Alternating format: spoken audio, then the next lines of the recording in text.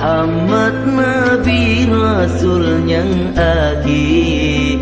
Senang hati ban sigom aso langit ngan dunia.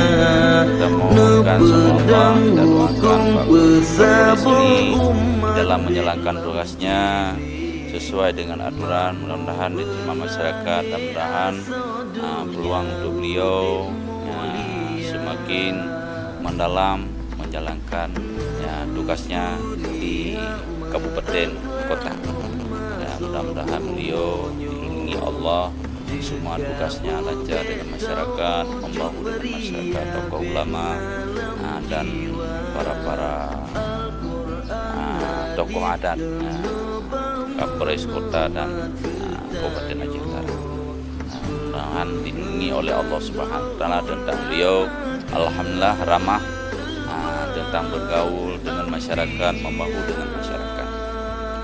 Itulah Bapak Kapolres Kota Luk Sumai, Pak Tanto, mudah-mudahan dilindungi oleh Allah Subhanahu wa Ta'ala. Sekian. Ya.